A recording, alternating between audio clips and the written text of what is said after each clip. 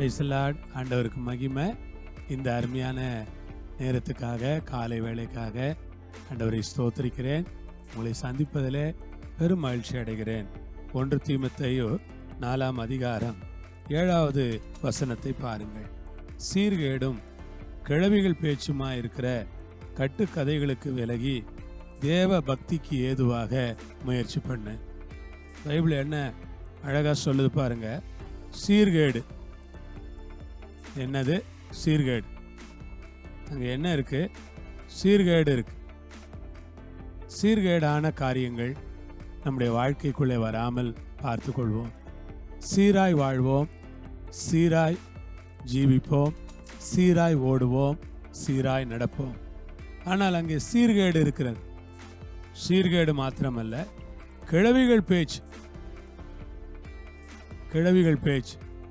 கிழவிகள் பேச்சு உங்களுக்கு தெரியும்ல. சும்மா வளவளன்னு எதையாவது பேசிக்கிட்டு இருப்பாங்க. பக்கத்து வீட்டு கதையை பேசுவாங்க, 3வது வீட்டு கதையை பேசுவாங்க, அடுத்த விசுவாசியை பற்றி பேசுவாங்க, மற்ற ஊழியக்காரங்களை பற்றி பேசுவாங்க. இப்படி இருக்கிற கிழவிகள் பேச்சு. கர்த்தர் ரொம்ப நல்லவராக இருக்கிறார். சீர்கேடுக்கு நம்மை விலக்கி காக்கிறவர் மாத்திரமல்ல, கிழவிகள் பேச்சா இருக்கிற கட்டுக்கதைகளுக்கு விலக சொல்லுகிறார். கிழவிகள் பேச்சு அது என்ன கதை? அதுக்கு பேரு கட்டுக்கதை. கட்டுக்கதை என்றால் இட்டு கட்டுகிற கதை. ஆம், கட்டுக்கதை என்றால் கட்டி விடுகிற கதை. கட்டுக்கதை என்றால் கற்பனை கதை.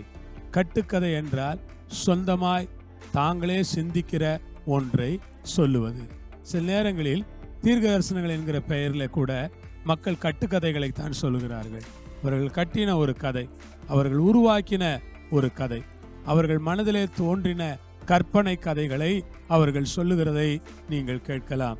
ஆகவே பைபிள் சொல்லுகிறது, கட்டுக்கதைகளை குறித்து நாம் கவனமாக இருக்க வேண்டும்.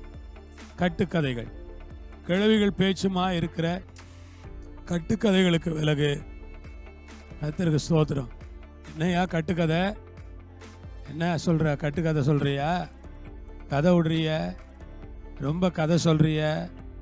யார் காதில் பூ சுத்தலான்னு பார்க்குறியா? அப்படின்லாம் பேசுவாங்க. அப்போ என்னன்னா, இது சும்மாவே ஒரு கதை. இன்னைக்கு உலகத்தில் இருக்கிற நிறைய மதங்கள் வெறும் கதைகள் தான். கதைகளே மதங்களாய் மாறி அதற்கெல்லாம் மனிதர்கள் உயிர் கொடுத்து அதையெல்லாம் மனிதர்கள் மதிக்க தொடங்கி விட்டார்கள். ஏனென்றால் ஆரம்ப காலத்தில் அது இருந்தவர்களுக்கு கட்டுக்கதைகள் என்று தெரிந்தது. ஆனால் போக போக போக அது பக்தி கதைகளாக மாறிவிட்டது. அவே கிழவிகள் பேச்சா இருக்கிற கட்டுக்கதைகள். அன்பான விசுவாசிகளே, தயவு செய்து இந்த கிழவிகள் பேச்செல்லாம் வேண்டாம். கட்டுக்கதைகள், இட்டு கதைகள் எல்லாம் வேண்டாம். இட்டு சொல்லுகிற வார்த்தைகள் எல்லாம் வேண்டாம். கடவுளுக்கு பயந்து வாழ கற்றுக்கொள்வோம். வேதம் சொல்லுகிறது, தேவ பக்திக்கு ஏதுவாக முயற்சி பண்ணு. நான் என்ன முயற்சி செய்ய வேண்டும்? தேவ பக்திக்கு ஏதுவாக முயற்சி பண்ண வேண்டும் என்று வேதம் எனக்கு போதிக்கிறது.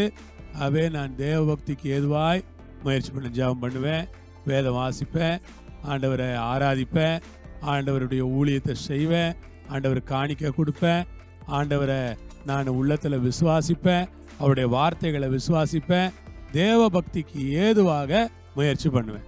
ஆமென். ஜெபிப்போமா? நல்ல ஆண்டவரே, இந்த அருமையான நேரத்தில் வேளையில் நம்முடைய கரங்கள் எங்களை ஒப்பு கொடுக்கிறோம். வானத்துக்கும் பூமிக்கும் ஆண்டவராக இருக்கிற எங்கள் தேவனுக்கு நாங்கள் துதி, ஸ்தோத்திரம், நன்றி பலி எல்லாவற்றையும் செலுத்துகிறோம். நீங்களே பொறுப்படுத்து கிருபையாக வழிநடத்தி உடைய நாமத்தை மயப்படுத்தி அருள வேண்டும் என்று ஜெபம் பண்ணுகிறோம். பொறுப்படுத்திக் கொள்ளுங்க. ரத்தத்தில் மூடி மறையுங்க, ஆசீர்வதிங்க, ஒத்தாசை பண்ணுங்க. இயேசுவின் நாமத்தில் ஜெபிக்கிறோம் பிதாவே. ஆமென். அல்லேலூயா. ஆண்டவருக்கு ஸ்தோத்திரம். உங்களை நடத்துவார். ஆமென்.